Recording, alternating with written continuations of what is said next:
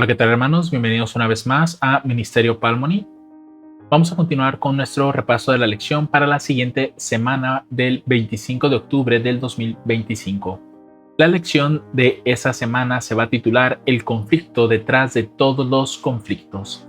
Y pues antes de comenzar, como siempre, les invito a que me acompañen con una oración. Vamos a orar. Bondadoso Señor que estás en los cielos, santo y glorificado sea tu nombre en este día. Una vez más, Señor, antes de poder abrir tu palabra, invocamos tu santo nombre al momento de hacer este repaso de la lección para que podamos aprender, podamos poner en práctica, Señor, aquellas cosas que leamos y que el carácter de Cristo pueda impregnarse en nosotros y podamos apartarnos del mal. Perdona faltas, pecados, ofensas que hayamos cometido, Padre, y ayúdanos a caminar íntegramente delante de ti. En el nombre de nuestro Señor Jesucristo te pedimos estas cosas. Amén. Muy bien, mis hermanos, vamos a leer el texto para memorizar. Josías, capítulo 10, versículo 14. Y nunca fue tal día antes ni después de aquel, habiendo atendido Jehová la voz de un hombre, porque Jehová peleaba por Israel. Lo que vamos a ver a lo largo de esta lección es ver en la Biblia a ese Dios guerrero. Pareciera ser una contradicción porque realmente cuando uno va a la escritura puede ver que Dios es amor, incluso muchos pasajes lo describen de esa forma. Así que es para nosotros algo imposible de ver quizás a Dios como alguien guerrero, ¿cierto? De hecho, por mencionar algunas batallas, en Egipto con las plagas, vemos que muchas personas sufrieron estas plagas y muy posiblemente algunas fallecieron. Hablo de las primeras 9, pero ya cuando pasamos a las 10, pues es lógico que hubo un gran clamor en Egipto, pues varios primogénitos de los egipcios murieron. Entonces vemos ahí que Dios luchaba por Israel, así como dice el libro de Josué. Y también recordaremos, por ejemplo, en estos días la destrucción de Jericó, donde también tuvieron que morir varias personas. Y precisamente estos eventos fueron mandatos de Dios. Dios enviaba a su pueblo a estos lugares precisamente para hacer esa destrucción. Y también otro evento que quizás recordamos mucho es el de Saúl contra Amalek. Ustedes recuerdan, Dios dio una orden de destruir a Amalek. Podemos ver que Dios ha estado enviando a sus siervos a distintas guerras y en todas ellas no es que el pueblo pudiera con sus propias fuerzas ganar las batallas, sino que todas las batallas eran ganadas por nuestro Dios.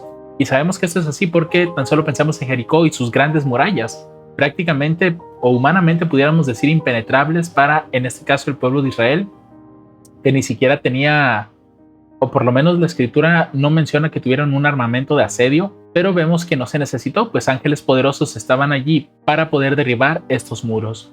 Y, bueno, si vamos al espíritu de profecía, podemos ver lo siguiente.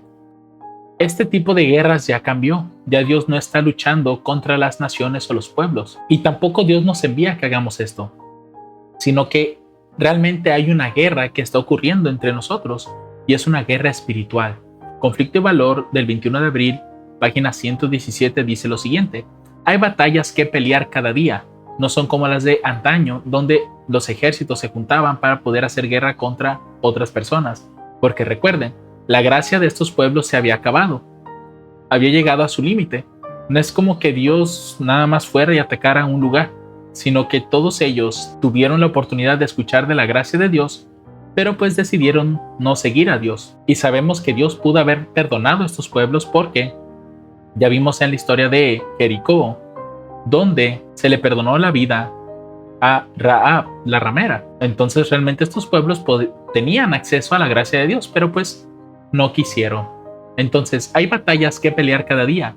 En cada alma se combate una gran guerra entre el príncipe de las tinieblas y el príncipe de vida.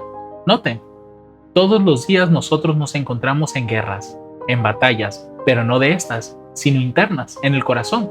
Dice, como agentes de Dios, debéis someteros a Él, para que planee, dirija y pelee la batalla por vosotros o ustedes, y con vuestra cooperación. Ojo con este dato, hermanos. Aunque Dios puede luchar por nosotros, pero no hará nada por nosotros si nosotros no cooperamos con Él. Pues al final, la labor de vencer el pecado no es una obra meramente de Él o meramente nuestra. Es un conjunto. Tanto Él pone de su parte como nosotros debemos de poner de nuestra parte. El príncipe de vida está al frente de su obra. Él debe estar con vosotros en la batalla diaria con Él. Él debe estar con vosotros en la batalla diaria con el yo, para que podáis permanecer firmes en los principios, para que cuando las pasiones luchen por la supremacía, puedan ser doblegadas por la gracia de Cristo. Todos tenemos pasiones o estas pasiones son descritas como los deseos de la carne. De manera que si queremos doblegarlas, porque tarde o temprano estas pasiones quieren buscar la supremacía de nuestro ser, nosotros, con la gracia de Cristo, debemos de someter estas pasiones, para que seáis más que vencedores mediante aquel que nos amó. Jesús ha estado sobre la tierra, conoce el poder de cada tentación, por eso es que Él sabe socorrernos frente a cada una de estas cosas, sabe cómo enfrentar cada emergencia y cómo conduciros a través de cada sendero de peligro. Entonces, la pregunta más importante, ¿por qué no confiar en Él? Así de simple, hermanos. Si Dios tiene la salida para cada tentación, ¿por qué no invocar su nombre y pedirle ayuda en ese momento de prueba? Todo eso es lo que aprenderemos a lo largo de los días de esta semana. Vamos con la parte del domingo, el comandante de los ejércitos. Aquí se nos invita a leer Josué capítulo 5, versículos 13 al 15, y nos hace la siguiente pregunta. ¿Qué dice este texto acerca del trasfondo de la conquista de Canaán? Vamos a ver. Y sucedió que cuando Josué estaba cerca de Jericó, alzó sus ojos y miró, y aquí un varón estaba delante de él con su espada desenvainada en su mano. Y Josué fue hacia él, y le dijo, ¿eres de los nuestros o de nuestros enemigos? Y él respondió, no, sino que he venido ahora como príncipe del ejército de Jehová. Entonces Josué, postrándose sobre su rostro en tierra, le adoró, y le dijo, ¿qué dice mi señor a su siervo? Y el príncipe del ejército de Jehová respondió a Josué, quita las sandalias de tus pies, porque el lugar donde estás es santo. Y Josué lo hizo así. Si notan, esta es una escena bastante similar a la que tuvo Moisés con Dios, cuando Dios envía a Moisés a su pueblo, mediante una zarza ardiendo. Cuando uno ve esta escena, se pregunta quién era este hombre. El espíritu de profecía menciona que es Jesús mismo. Este Jesús fue el que estaba también en la columna de fuego y en la nube de día cuando estaba guiando a su pueblo. Y la visita que tuvo con Josué es sencilla, y lo dice claramente el espíritu de profecía en la historia de la redención, páginas 182 y 183. Recomiendo leerlo.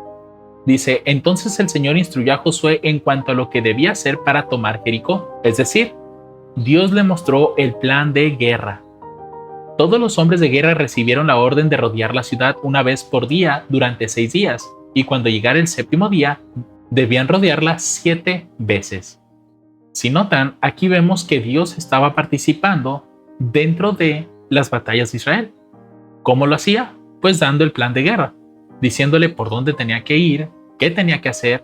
En otras historias vemos que también indicó cuántas personas habría que llevar, qué tenían que rodear, etc. De manera que vemos en cuanto al trasfondo de la conquista de Canaán, que Dios, o Jesús en este caso, estuvo todo el tiempo cerca, comandando a los ejércitos. Recuerden lo que habíamos mencionado antes. Josué como tal no era el rey de todo el pueblo de Israel, sino que él era como un ministro, y el verdadero rey pues era Jesús. Así que Jesús ordenaba, mandaba, decía lo que se tenía que hacer, y Josué como su ministro tenía que seguir la orden. Ahora bien, en ese mismo día se nos hace otra pregunta, y se nos pide leer varios versículos que vamos a leerlos todos.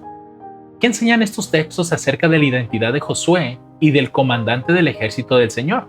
Vamos a leer. Primeramente los versos 14 al 15 los vamos a retomar otra vez.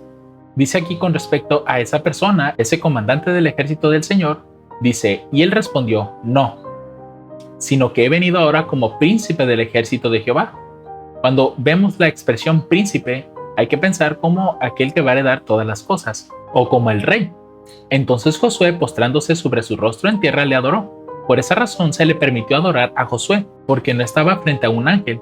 Si ustedes recuerdan, cuando Juan se arrodilla a adorar al ángel que le estaba mostrando las visiones, dice que el ángel inmediatamente le dijo que no, porque él también era consiervo de nosotros, y que adorara solo a Dios. De manera que aquí Josué no estaba adorando a un ángel. De otra forma, el ángel le hubiera dicho lo mismo que a Juan. Aquí esta persona le permitió a Josué que lo adorara, de manera que podemos entender que era Jesús. Por eso dice aquí, ¿qué dice mi señor a su siervo? Y el príncipe del ejército de Jehová respondió a Josué, Primeramente, la orden de humildad: quita las sandalias de tus pies, porque el lugar donde estás es santo. ¿Quién es el único que pudiera santificar la tierra donde está pisando? Pues efectivamente, Dios. Pues ni aun cuando un ángel se presenta, se ha mencionado tal acción. Solamente se presenta cuando Dios mismo aparece. Y dice aquí que Josué pues lo hizo así. Ahora bien, pasando al siguiente texto, Segunda de Reyes 6, 8 al 17, aquí lo tuve que dividir. Vamos a leer del 8 al 12 en esta parte y en la siguiente vamos a leer del 13 al 17. Dice aquí: tenía el rey de Siria guerra contra Israel, y consultando con sus siervos dijo: en tal y tal lugar estará mi campamento. Y el varón de Dios envió a decir al rey de Israel: mira que no pases por tal lugar, porque los sirios van allí. Entonces el rey de Israel envió a aquel lugar del cual el varón de Dios le había dicho y amonestado, se guardó de allí, no una vez ni dos. Y el corazón del rey de Siria fue turbado de esto. Y llamando a sus siervos les dijo: ¿no me declararéis vosotros quién de los nuestros es del rey de Israel? Es decir, el rey de Siria estaba pensando que había un espía entre ellos, porque recuerden que cuando se hacían las guerras, pues el rey junto con sus hombres pues buscaban planes o hacían esto o aquello para poder atacar una nación. Pero parecía ser que esta información se estaba filtrando fuera. Por esa razón él pensaba que había un espía. Por eso dice el verso 12: entonces uno de los siervos dijo: no, rey, señor mío, sino que el profeta Eliseo está en Israel, el cual declara al rey de Israel las palabras que tú hablas en tu cámara más secreta. Noten, aún estos hombres tenían conocimiento de los hombres de Dios. Pero vamos a ver qué pasó aquí. Verso 13. Y él dijo: id y mirad dónde está, para que yo envíe a tomarlo. Es decir, pues lo iba posiblemente a matar, o quizás nada más encarcelarlo o tenerlo a él por consejero. Quizás le iba a preguntar para atacar a otras naciones. Entonces dice aquí: y le fue dicho: he aquí, él está en Dotán. Entonces envió el rey allá gente de a caballo y carros y un grande ejército, los cuales vinieron de noche y cercaron la ciudad. Y levantándose de mañana el que servía al varón de Dios, es decir, a Eliseo, para salir, he aquí el ejército que tenía cercada la ciudad, con gente de a caballo y carros. Entonces su criado le dijo: ah, señor mío, ¿qué haremos? Y creo yo que cualquiera en esta situación pues hubiera pensado lo mismo que este siervo. Al verse rodeado de ejércitos, pues lo primero que pensaría uno es: ¿qué voy a hacer? ¿O qué vamos a hacer? Sin embargo, el varón de Dios, o en este caso Eliseo, le dice: no tengas miedo, porque más son los que están con nosotros que los que están con ellos. Y oró Eliseo y dijo: te ruego, oh Jehová, que abra sus ojos para que vea.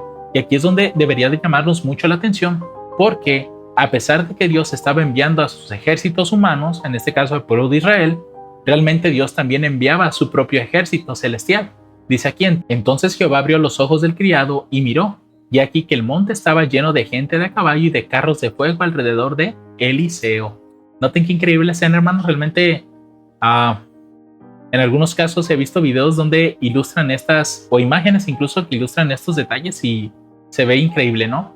Y la parte que quiero demostrar aquí es que uno ve, por ejemplo, que el ejército fue, atacó a Jericó, las murallas cayeron y pues ya entraron y hicieron la guerra, ¿no? Destruyeron ahí la ciudad. Lo mismo con Sehón y Og, reyes que atacaron al otro lado del río, del Jordán. Y uno puede decir: bueno, pues fue el ejército humano, ¿no?, quien hizo toda esa labor. Sin embargo, realmente detrás de todas estas batallas, pues estuvo el comandante del ejército del Señor, enviando ¿a quiénes? A su gente de a caballo y carros de fuego alrededor de Eliseo. Si esto hizo con él, es lógico pensar que lo mismo hizo con Josué, con Moisés, con David, con Saúl y con cada uno de los reyes que estaba de parte de Dios e iba a la guerra. Pero veamos lo que dice ahora Nehemías 9:6. Dice: tú, solo tú, oh Jehová, tú hiciste el cielo y el cielo de los cielos y todo su ejército, la tierra y todo lo que está en ella, los mares y todo lo que hay en ellos, y tú has preservado todas estas cosas, y el ejército del cielo te adora. Noten que constantemente en la Biblia, por ejemplo, se menciona mucho el ejército de Jehová. Y cuando uno piensa en ejércitos, debería de pensar tipo en una milicia, ¿no? Como tipo soldados, como uno lo llamaría aquí, o guerreros. Entonces es comprensible entender por qué razón Jesús se presentó como el comandante del ejército del Señor. Ahora, en Isaías 37:16, que es el último pasaje de esta pregunta, dice aquí: Jehová de los ejércitos. Y noten, esa frase se repite mucho en la Biblia: Dios de Israel, que moras entre los querubines. Solo tú eres Dios sobre todos los reinos de la tierra. Tú hiciste el cielo y la tierra. Así de simple, hermanos.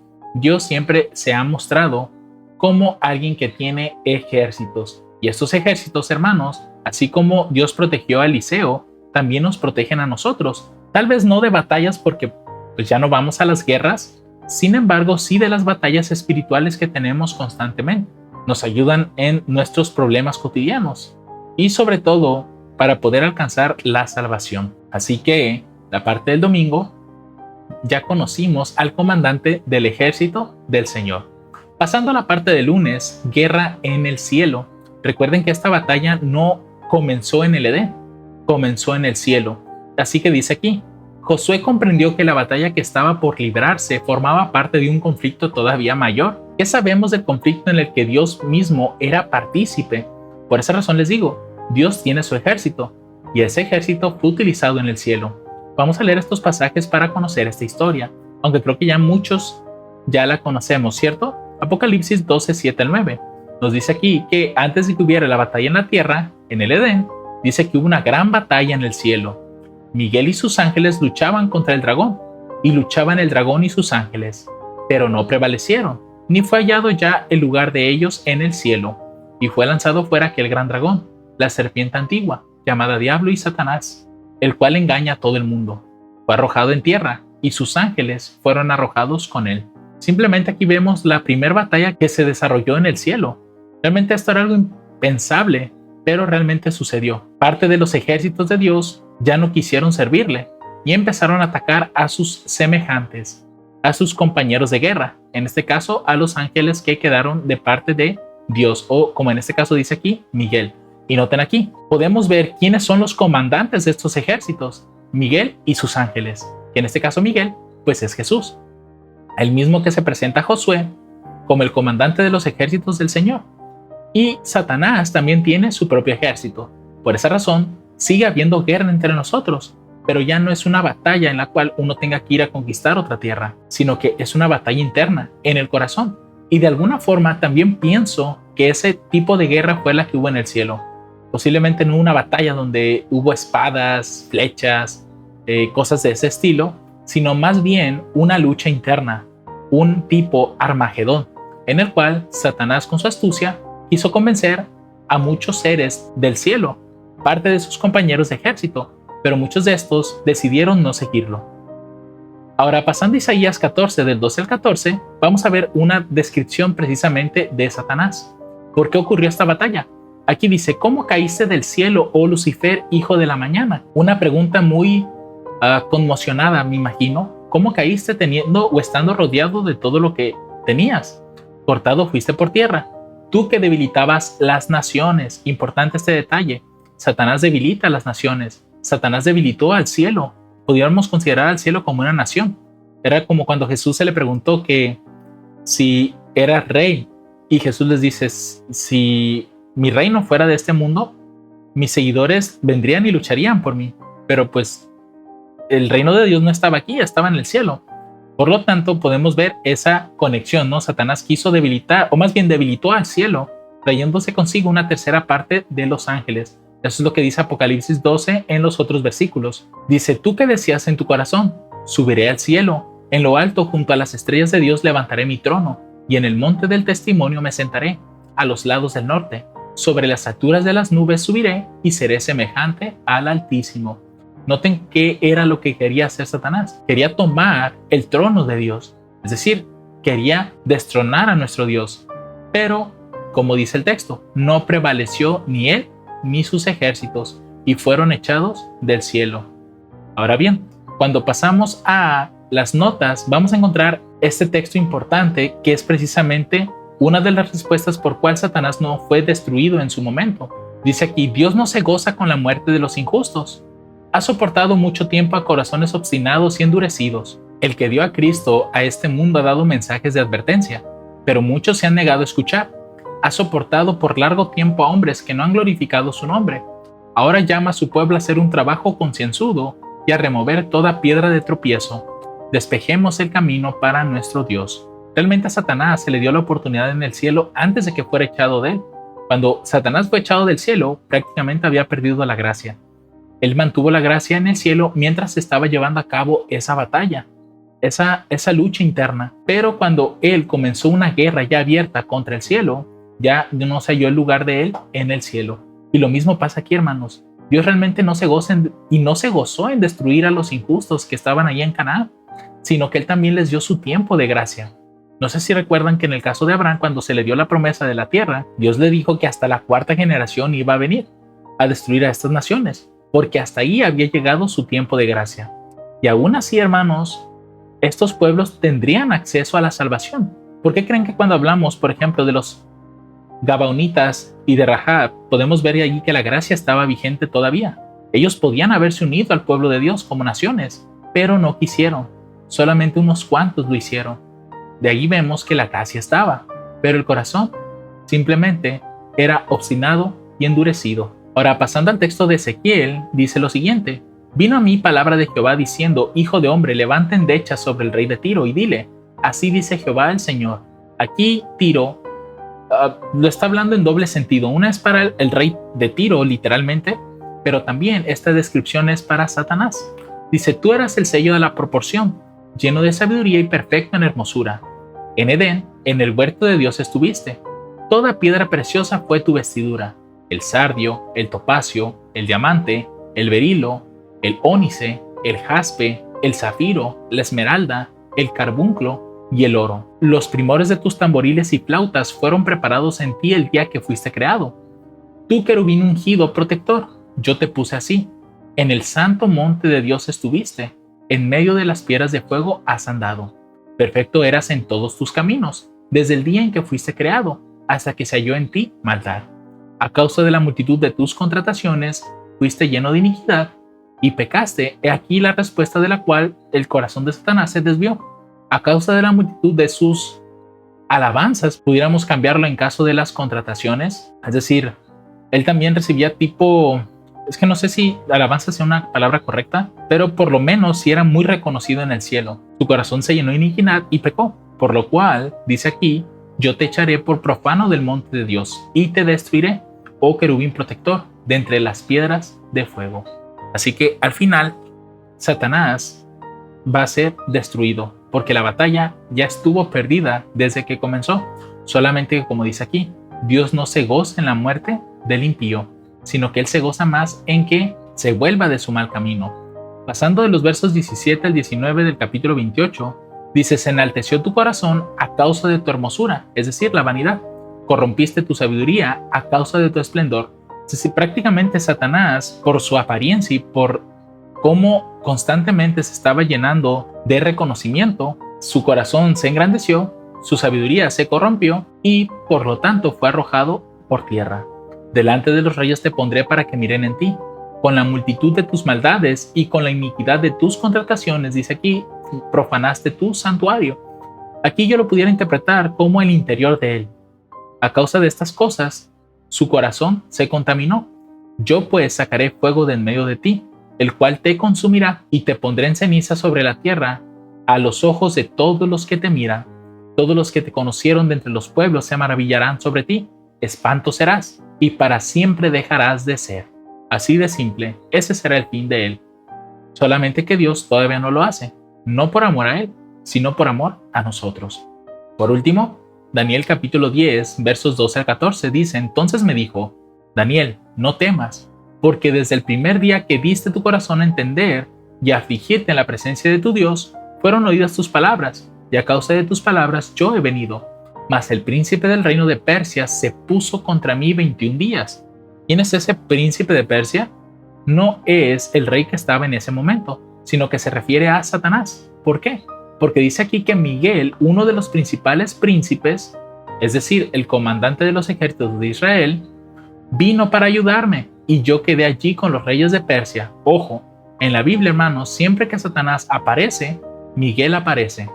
Tan solo recordemos otros ejemplos. Cuando Jesús vino a recuperar el cuerpo de Moisés y resucitarlo, se le aparece Satanás y disputa con él. Cuando vemos esta escena de Daniel, vuelve a aparecer. Cuando vemos la escena en el libro de Apocalipsis, también aparece Miguel y sus ángeles. Y Cuando leemos Daniel capítulo 12, dice que también Miguel se levanta porque Satanás está allí presente. Dice, yo he venido para hacerte saber lo que ha de venir a tu pueblo en los postreros días, porque la visión aún es para muchos días. De manera que, ¿qué sabemos del conflicto en el que Dios mismo era partícipe? Que Dios, mis hermanos, en todo momento ha estado luchando en contra de Satanás. Primero lo hizo en el cielo, después esa guerra se vino aquí en la tierra, después pasamos a la conquista de los pueblos y de ahí pasamos a la conquista del corazón. Guerra tras guerra tras guerra. Ahora, pasando a la parte del martes, aquí es donde vemos el Señor es un guerrero. Vamos a leer algunos pasajes porque aquí nos dice la pregunta, ¿qué significa el hecho de que Dios es un guerrero? Bueno, si leemos Éxodo 2, versos 23 al 25, dice lo siguiente. Y aconteció que después de muchos días murió el rey de Egipto, y los hijos de Israel gemían a causa de la servidumbre, y clamaron, y subió a Dios el clamor de ellos con motivo de su servidumbre. Y oyó Dios el gemido de ellos, y se acordó de su pacto con Abraham, Isaac y Jacob. Y miró Dios a los hijos de Israel, y los reconoció Dios. Noten, el pueblo se queja a causa de la servidumbre, claman a Dios, Dios escucha, y Dios se acuerda del pacto. Y no es que lo haya olvidado, son expresiones simplemente humanas, como para que nosotros podamos comprenderlas. Ahora bien, ¿qué dice entonces Éxodo 12, del 12 al 13? Noten lo que dice, pues yo pasaré aquella noche por la tierra de Egipto, y heriré a todo primogénito en la tierra de Egipto, así en los hombres como en las bestias, y haré juicios en todos los dioses de Egipto, yo Jehová, y la sangre os será por señal en las casas donde vosotros estéis, y veré la sangre, y pasaré de vosotros, y no habrá en vosotros plaga de mortandad cuando hiera la tierra de Egipto. Noten qué interesante esto. El pueblo no podía defenderse frente a Egipto, porque realmente no tenía ni las fuerzas ni la experiencia de la guerra. Por lo tanto, Dios luchó esa batalla junto a ellos completamente. En las otras también pasó igual, aunque el pueblo ya estaba armado, pero realmente eran ejércitos enormes, pueblos fuertes, y era tal que nosotros tal vez podemos recordar la descripción que hizo los 10 espías. A la verdad, parecemos langostas frente a ellos. Posiblemente sea una descripción perfecta de cómo eran. Sin embargo, recuerden que la fuerza humana no lo es todo, porque de su parte tenían al Rey de Reyes y Señor de Señores, a Jehová de los ejércitos. Por último, el texto del capítulo 15, versos 3 al 11. Dice, Jehová, varón de guerra. Noten, esta fue uno de los cánticos de la liberación, si no mal recuerdo. Y dice, Jehová es su nombre. Echó en el mar los carros de Faraón y su ejército, y sus príncipes escogidos fueron hundidos en el mar rojo. Los abismos los cubrieron, como piedra descendieron a los profundos. Tu diestra, oh Jehová, ha sido magnificada en fortaleza. Tu diestra, oh Jehová, ha quebrantado al enemigo, y con la grandeza de tu poder has derribado a los que se levantaron contra ti. Enviaste tu furor y los consumió como a hojarasca, porque la presencia de Jehová es fuego consumidor, mis hermanos. Dice el verso 8, al soplo de tu aliento se amontonaron las aguas, se juntaron las corrientes como en un montón, los abismos se cuajaron en medio del mar. El enemigo dijo, perseguiré, prenderé y repartiré despojos, mi alma se saciará de ellos, sacaré mi espada, los destruirá mi mano. Soplaste con tu viento y los cubrió el mar. Se hundieron como plomo en las impetuosas aguas. ¿Quién como tú, Jehová entre los dioses? ¿Quién como tú, magnífico en santidad? Terrible en loores, hacedor de maravillas. Simplemente un guerrero, o como dice aquí, un varón de guerra, porque Jehová lucha por su pueblo. Así de simple, mis hermanos. Creo yo que aquí no hay más que buscar, sino que simplemente ver que Dios es un hombre de guerra y Él va a luchar nuestras batallas. Y es tan experimentado en las guerras, hermanos, que cuando Él interviene en todas las luchas de su pueblo, siempre la victoria está asegurada. ¿Y qué nos haría pensar a nosotros que si lo tenemos de nuestra parte en nuestras tentaciones, no nos hará vencerlas? Es claro que podremos, hermanos, porque Él tiene planes, tiene fuerza, tiene poder, tiene ejércitos invencibles que pueden ayudarnos en nuestras batallas diarias. Pasando a la parte del miércoles, dice aquí, el Señor luchará por ustedes, algo que debemos de recordar también en nuestras tentaciones. Dice aquí, ¿cuál era el plan original e ideal de Dios respecto de la participación de los israelitas en la guerra? Bueno, veamos Éxodo 14, versos 13, 14 y 25. Dice aquí, Moisés dijo al pueblo, no temáis, quedaos quietos y ved la salvación de Jehová, que él hará hoy con vosotros, porque a los egipcios que hoy habéis visto ya nunca más los veréis. Jehová peleará por vosotros y vosotros estaréis quietos, es decir, el pueblo no iba a tener que mover ni un solo dedo, en el sentido de que tendría que ponerse a luchar, sino que Dios es el que iba a librar sus batallas, y les quitó las ruedas de sus carros y los trastornó gravemente. Entonces los ejércitos dijeron: huyamos de delante de Israel, porque Jehová, noten, hasta los mismos egipcios se dieron cuenta de que Dios estaba luchando por su pueblo. Dice: porque Jehová pelea por ellos contra los egipcios. Así de simple, hermanos. Aquí es donde yo les digo que pasó lo mismo que en la escena de Eliseo. Obviamente, esos carros que fueron trastornados y las ruedas fueron quitadas, pues fueron ángeles o carruajes de fuego. Me imagino ahí un ángel ahí destruyendo la rueda y otro ángel del otro lado, y así hasta que trastornaron a todo el campamento, ¿no?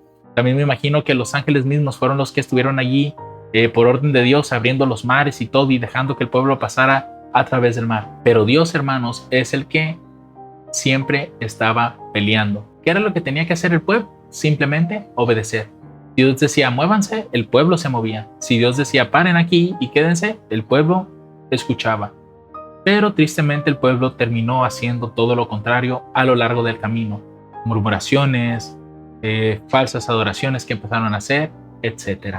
Me llamó la atención este texto de notas del espíritu de profecía en el libro de la historia de la redención, páginas 183 a la 185. Dice: Jericó había desafiado a los ejércitos de Israel y al Dios del cielo, y cuando contemplaron la hueste de Israel que marchaba alrededor de su ciudad cada día, sus habitantes se sintieron alarmados, pero contemplaban sus poderosas defensas, sus muros elevados y sólidos, y se sentían seguros de que podría resistir cualquier ataque. Y, humanamente, hermanos, en lo personal yo creo que sí era cierto.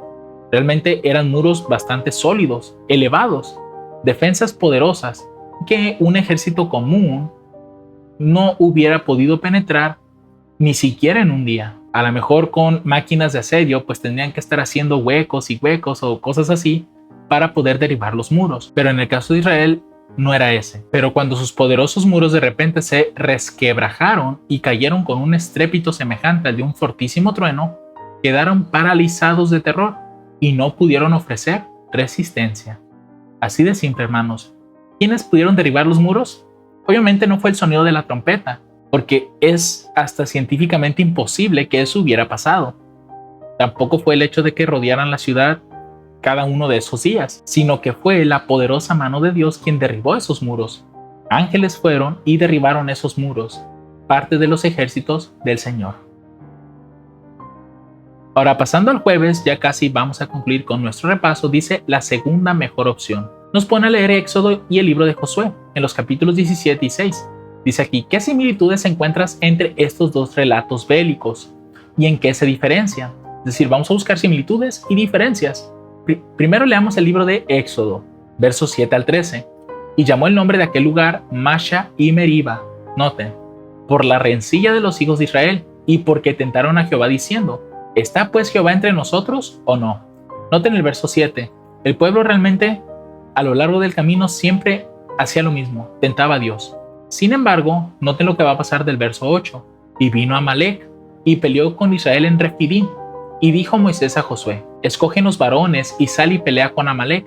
Mañana yo estaré sobre la cumbre del collado y la vara de Dios en mi mano. E hizo Josué como le dijo Moisés, peleando con Amalec. Y Moisés y Aarón y Hur subieron a la cumbre del collado.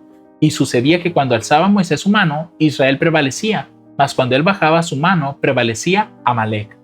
Y las manos de Moisés estaban pesadas, por lo que tomaron una piedra y la pusieron debajo de él, y se sentó sobre ella. Y Aarón y Hur sostenían sus manos, uno de un lado y el otro del otro lado. Así hubo firmeza en sus manos hasta que se puso el sol. Y Josué deshizo a Amalec y a su pueblo a filo de espada. Ojo con estos detalles. Nuevamente repito, no era ni que Israel era bueno en la guerra, ni era que también Moisés tuviera algún poder especial o la vara tuviera algún poder especial, sino que simplemente la fe en Dios era lo que permitía que Israel prevaleciera contra Amalec.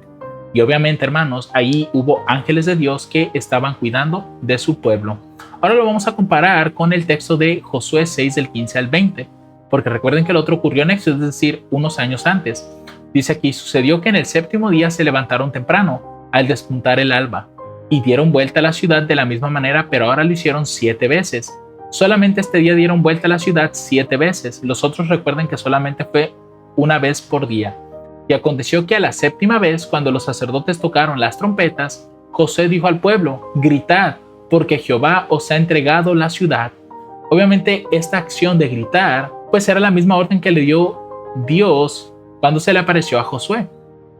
Dice, mas la ciudad será anatema a Jehová, ella con todas las cosas que están en ella. Solamente Rahab, la ramera, vivirá, con todos los que estuvieran en casa con ella. Noten, aquí también están haciendo un recuerdo de su pacto con ella y del pacto que hizo Rahab con Dios, por cuanto escondió los mensajeros que enviamos. Pero guardaos vosotros del anatema, que ni toquéis, ni toméis alguna cosa del anatema, no sea que hagáis anatema al campamento de Israel y lo turbéis. ¿Por qué? Porque dice el verso 19, toda la plata, el oro, los vasos de bronce y de hierro son consagrados a Jehová, entrarán al tesoro de Jehová, es decir, al templo. Y lo que yo muchas veces he querido de esta acción, como era uno de los primeros pueblos que Dios iba a atacar pasando al Jordán, lo que pienso aquí es como que era alguna clase de diezmo, ¿no?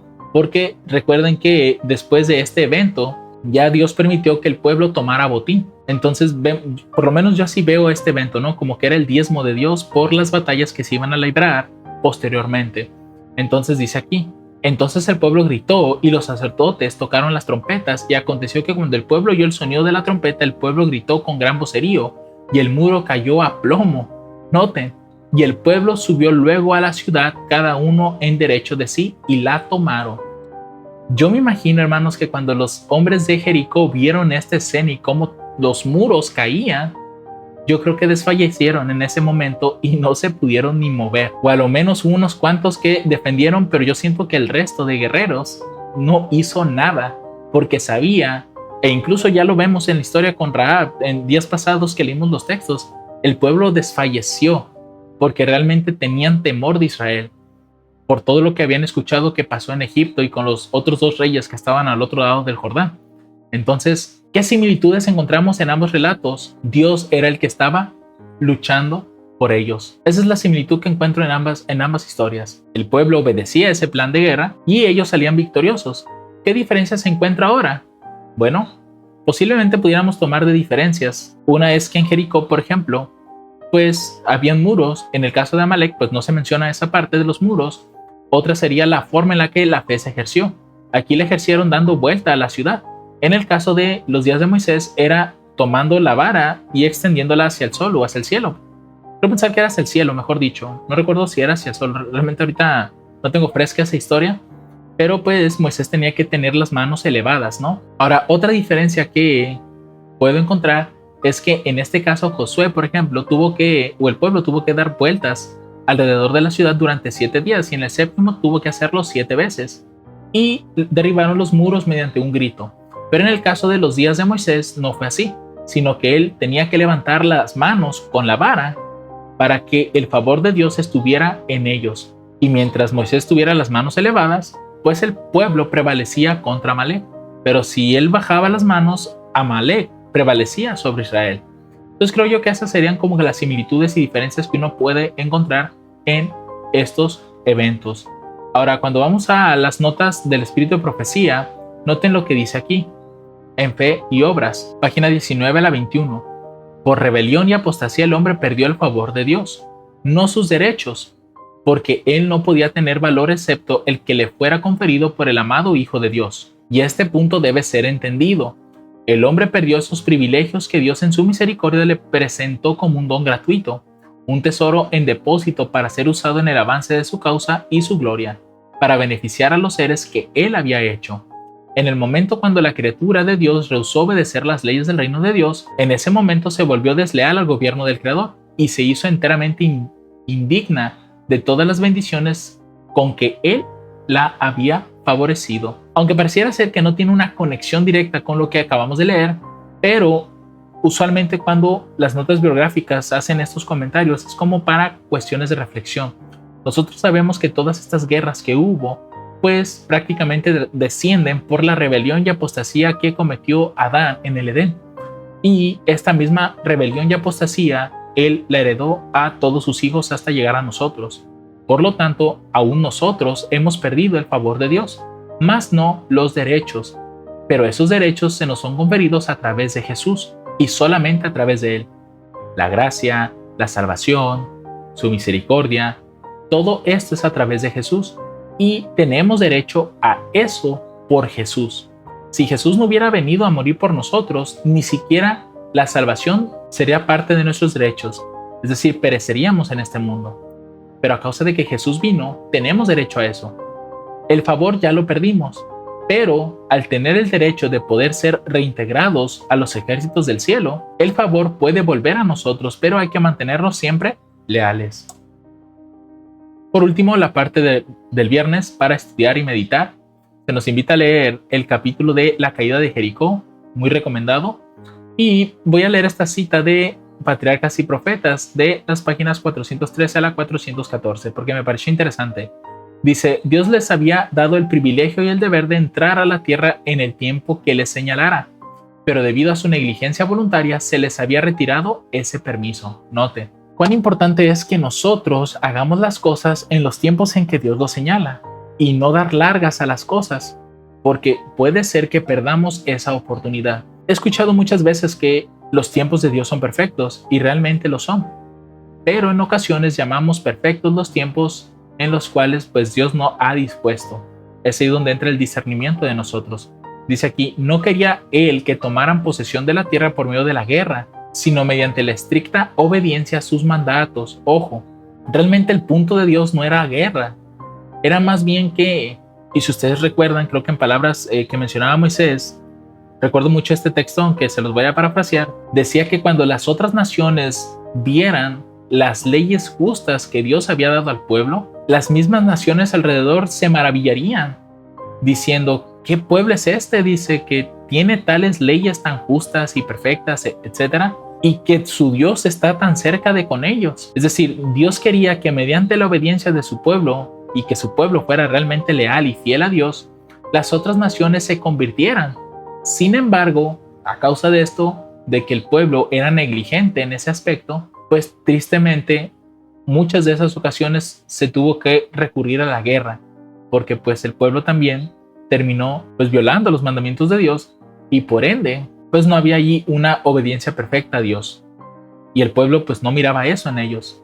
Por lo tanto, los pueblos no se convertían, y a causa de que no había conversión, pues era necesario desterrar o destruir a los pueblos a través de la guerra. Y pues, mis hermanos, aquí hemos concluido nuestro repaso de la lección de la escuela sabática.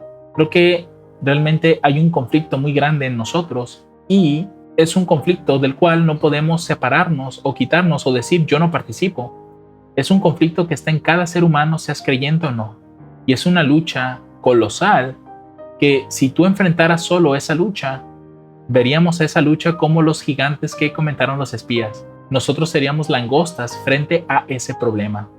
Pero pensando en que Dios vino y es también un varón de guerra, Él también nos puede ayudar en nuestras luchas constantes y a poder vencer esas batallas diarias que tenemos contra el yo.